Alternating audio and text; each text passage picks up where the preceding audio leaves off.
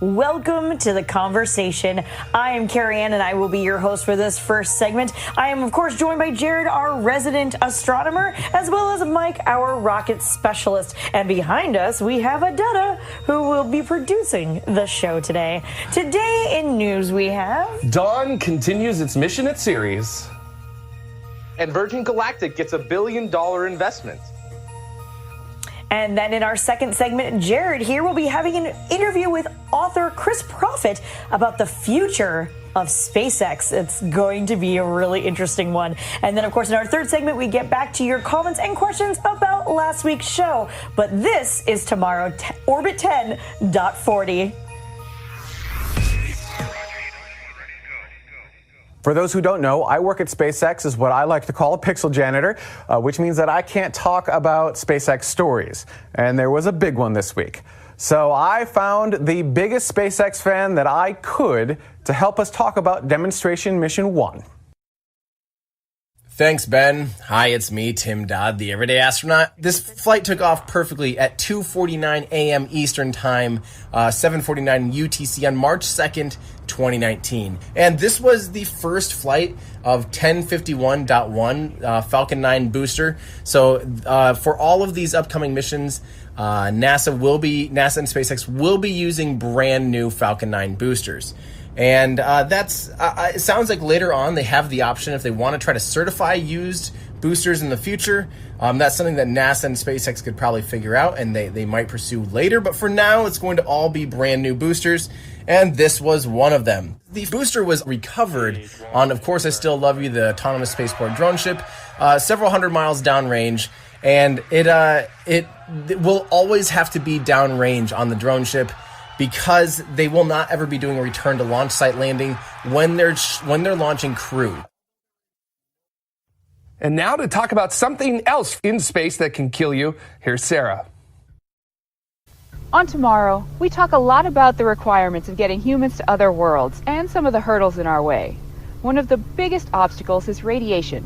And as our own Dr. Tamitha Skov reminds us weekly with her space weather report, the sun is constantly emitting radiation. So much so that all of the planets in our system are engulfed all of the time.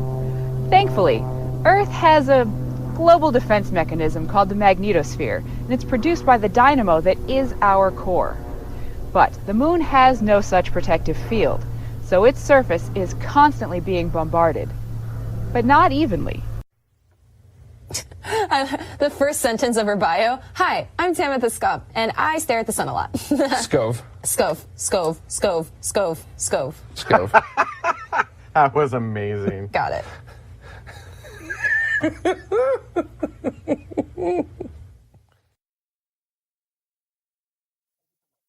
And finally this week, we turn it over to Dr. Tamitha Skov for your latest space weather. Space weather this week is getting very exciting. As we switch to our front side sun, you can see that massive coronal hole that's rotating into the Earth strike zone. It's sending us some fast solar wind. And on top of that, we have a massive solar storm launch. That is launched just to the west of Earth. But when it arrives, it could be arriving coincident with that fast wind. And it could intensify the solar storm starting around the 28th and bring aurora to mid-latitudes. Now, as we switch to our backside sun, you can see that bright region emerging in stereo's view. That's good news for amateur radio operators and emergency responders who are beginning to suffer with poor radio propagation. As this region rotates into Earth view here over the next week, it could easily boast that solar flux and get us back into the marginal range, and it gives some decent radio propagation on Earth's day side. Yeah, Tawik had brought up earlier, SpaceX's orbital, they show all their orbital launches. Blue Origin is suborbital, and they haven't broadcast all. But again, they're in a testing regime right now. Yeah, I was going to say, in testing, you don't necessarily have to throw everything out there. Some of the things that you're doing might be proprietary, and you don't want that out there. So yeah, so, it was, you kind of hit it. It was kind of a funny inside joke. It was meant as a joke. But I think... here's some ears. Whoa. Hi, Lisa. Why is it be quiet? This is what happens when you have a space and a science show side by side. So, all right, let's... Well, she is in New Zealand. So, all right, there we go. Now we have the Earth. That'll work for a while. Sorry, Mike.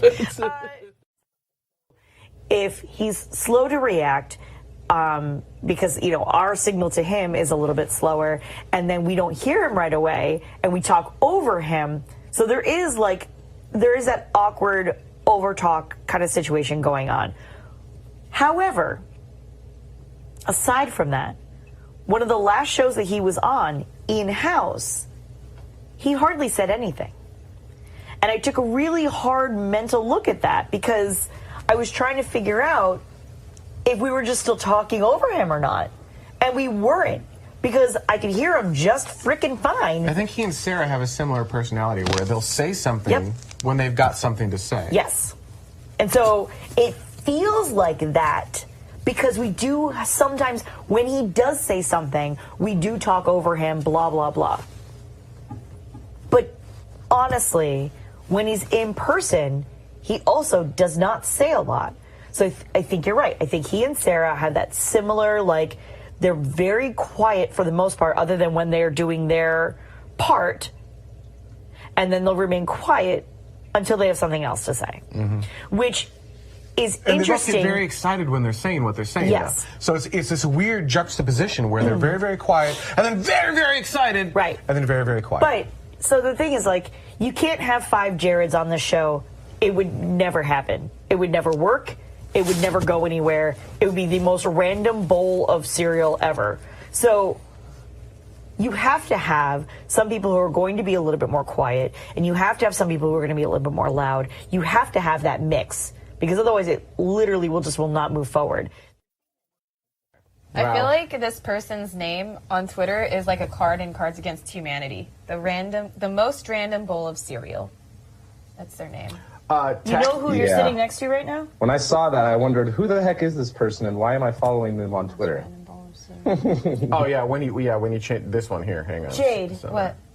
I don't know you if you know this. Yes. Jared, Oh, is that you? Yes. Yeah. You have a great Twitter Because I was name. watching the Patreon Hangout, and you called me. You basically used the metaphor to describe me as the most random bowl of cereal. Oh my God, Jared! I feel like I'm meeting you for the first time. And I thought that was He just changes so his name all the time. I change it all the time. Changes it all the time. Yeah. On Twitter? Yeah. I don't change my handle No, all the yeah. time, just the name Just all the his time. name. Yeah, all the Is time. there a difference? Yeah, so like my handle is Carrie Ann, and then my name is Carrie Ann, but I can make my name Anything you a random bowl of cereal. Yeah. Wow. Hi, random bowl of cereal. Can I call you RBC for short? Yeah, sure. RBC. The notorious RBC. I was going to say that. Wow. Oh, That's hilarious. I'm in compliance with that. I have the amazing opportunity to sit at work and look up and often see the International Space Station. It's one of the few perks that I have with where I work. And it's awesome to look up and go, is he just hacking away at that thing? Here's Johnny.